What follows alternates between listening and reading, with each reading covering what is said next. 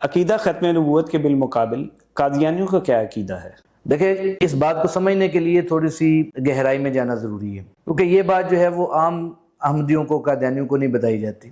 اگر کسی کو پتہ چل جائے تو اللہ کی رحمت سے امید ہے کہ 90% قادیانی جن کے اوپر مہر نہیں لگی ہوئی تو وہ اسلام قبول کر لیتے ہیں۔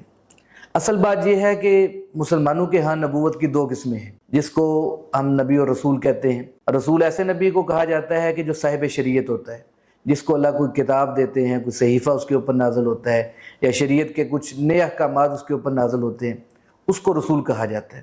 اور جس کے اوپر کوئی کتاب یا شریعت یا کوئی صحیفہ نازل نہیں ہوتا تو وہ نبی ہوتا ہے۔ نبی کا کام یہ ہے کہ اپنے سے پہلے رسول کی شریعت کی ہی وہ آگے تبلیغ کرتا ہے۔ یعنی ہمارے مسلمانوں کے نزدیک نبوت کی دو قسمیں ہیں، ایک کو نبی کہا جاتا ہے، ایک کو رسول کہا جاتا ہے۔ حضور صلی اللہ علیہ وآلہ وسلم کا ایک حدیث کے اندر فرمان ہے، آپ صلی اللہ علیہ وآلہ وسلم نے فرمایا کہ اللہ نے دنیا میں 1,24,000 انبیاء کو بھیجا، جن میں 315 شریعت لانے والے رسول تھے۔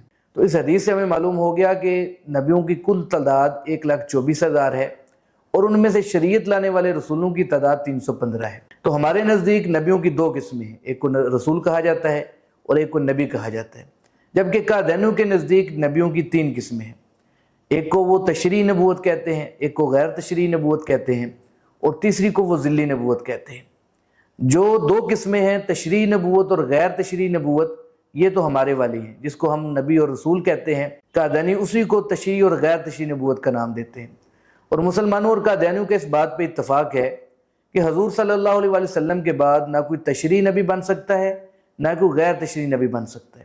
یہ ہمارا قادیانیوں کا اس پہ اتفاق ہے۔ اختلاف اس بات پہ ہے کہ قادیانی کہتے ہیں کہ حضور صلی اللہ علیہ وآلہ وسلم کے بعد تشریعی یا غیر تشریعی نبی تو نہیں بن سکتا، لیکن ایک ذلی نبی بن سکتا ہے۔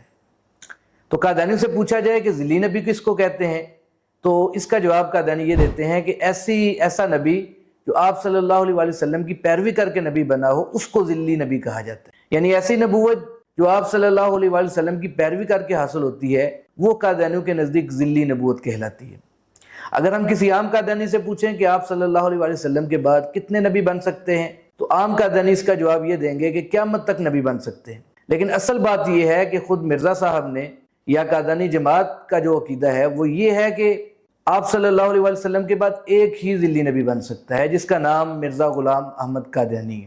تو یہ قادیانیوں کا عقیدہ ہے۔ اب اگلا سوال پیدا ہوتا ہے کہ مرزا صاحب نے یہ کہاں پہ لکھا ہے؟ تو مرزا صاحب نے ایک جگہ پہ لکھا ہے کہ جس طرح شریعت موسویہ میں عیسیٰ علیہ السلام آخری نبی تھے، اسی طرح شریعت محمدیہ میں میں آخری نبی ہوں۔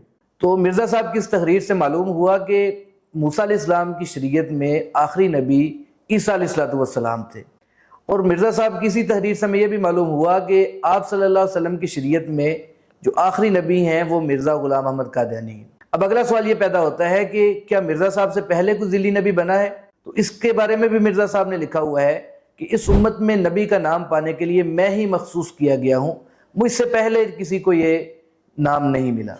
تو اس سے معلوم ہوا کہ مرزا صاحب سے پہلے کوئی ذلی نبی نہیں بنا، اور مرزا صاحب اپنے آپ کو آخری نبی کہہ رہے ہیں۔ تو ان عبارات سے معلوم ہوتا ہے کہ مرزا صاحب کے نزدیک اس امت میں حضور صلی اللہ علیہ وآلہ وسلم کے بعد ایک ہی ذلی نبی بن سکتا ہے، اور وہ مرزا صاحب ہے۔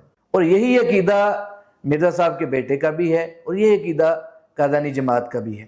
مرزا صاحب کے بیٹے مرزا بشیر احمد ایم اے صاحب نے اپنی کتاب کلمات الفصل کے اندر لکھا ہے کہ نبوت کی 3 قسمیں ہیں، جو میں نے آپ کو بتایا کہ تشریعی نبوت ہے، غیر تشریعی نبوت ہے، اور ذلی نبوت ہے۔ اور انہوں نے وہاں پہ لکھا ہوا ہے کہ ذلی نبوت جو ہے ایسی نبوت کو کہا جاتا ہے جو آپ صلی اللہ علیہ وآلہ وسلم کی پیروی کر کے حاصل ہوتی ہے، اور جو ذلی نبی ہے وہ ایک ہی بن سکتا ہے۔ یہی قادیانی جماعت کا عقیدہ ہے۔